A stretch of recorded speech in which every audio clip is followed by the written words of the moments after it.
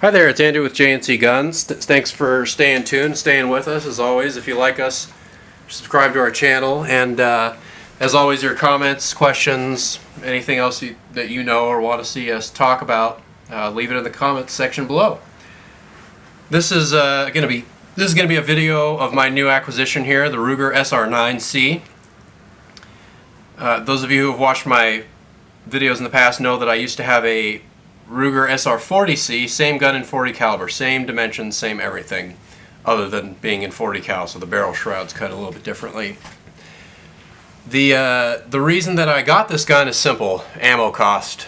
It's getting more expensive to practice with every caliber, but particularly with 40 caliber and 45 caliber. I've got a couple 1911s, and I just haven't shot them as much lately. You can almost pull the trigger twice on a 9mm for every round, for every time you pull it on a 45. It's huge difference in cost. And I don't reload at this point. I'd like to in the future, but that's not something I'm doing right now, and so it's really pretty expensive to be shooting 45 or 40 caliber. So I'll show you what the gun came with. I mean, you're basically looking at it right here. First of all, we'll kind of just start off before we really do anything. We'll do a safety check. I'll show you that the slide's locked back and there's no brass in there. The gun is safe. So it came with this 10-round magazine, and I have the pinky extender on here right now because I do have larger hands, and the pinky extender allows me to get a really good purchase on there. Makes it more like a full-size gun, still in a compact package. And those of you who have watched my videos in the past know that I do like full-size guns more than I like compact guns. And this gun has the advantages of a full-size gun in a more compact package in some ways. And it also came with, so we'll pull out the 10-round magazine there, it also came with a 17-round magazine with the grip sleeve on there. So when you put that in there, it gives you a full-size grip, like the full-size SR9. So you've got a full-size grip, the ability to carry larger magazines. The magazine will fit in there without the grip extender, but that grip extender really just makes it a really nice range gun, or for hiking when you're open carrying or anything like that, or for the colder months when it's easier to conceal something with a longer grip on it. So I've got 450 rounds through this gun so far, with one malfunction. It was a failure to extract a stovepipe.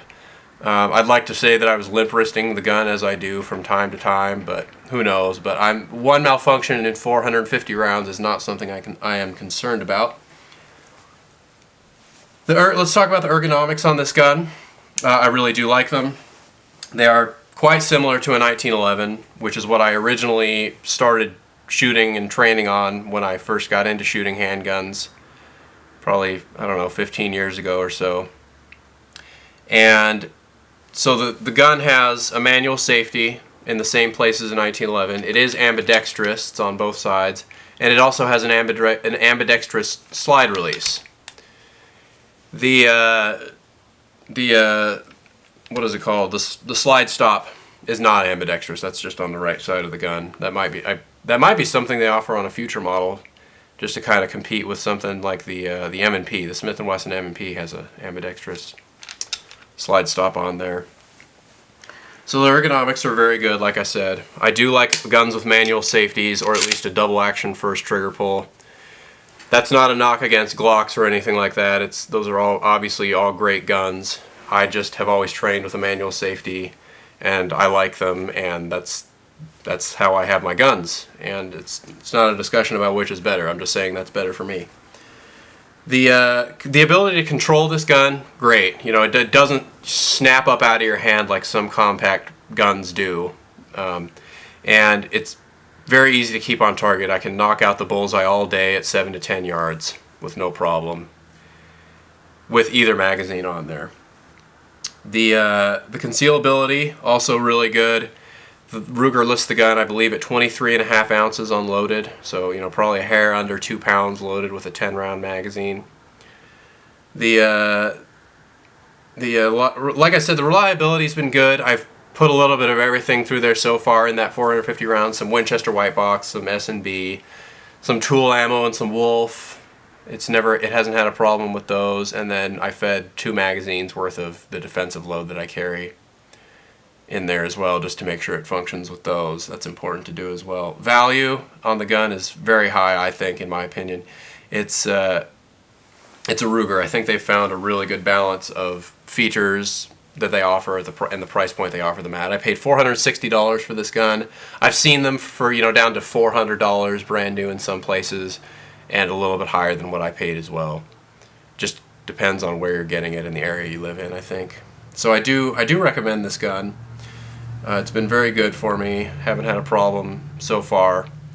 I'll do a 1,000 round report on it once I get to that point, which should be pretty quick. I've been saving up some ammo for a extended range session here shortly, so I'll hit the 1,000 round report shortly, and I'll disassemble the gun and show you where or how it's been wearing in some of the key areas on the gun after 1,000 rounds.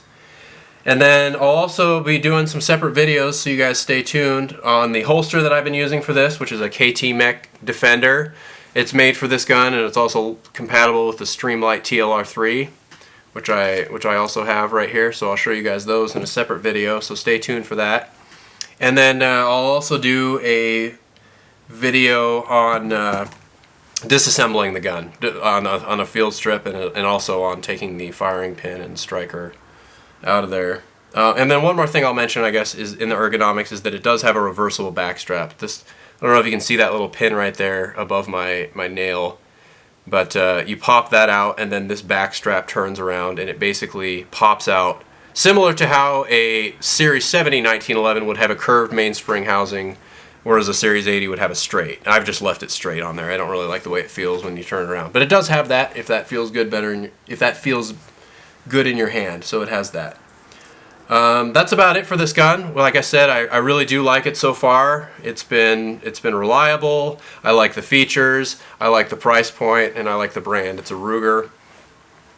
I will be showing you those other videos shortly here, so stay tuned for that. And as always, thanks for watching. Subscribe to our channel and leave your comments below. Thanks.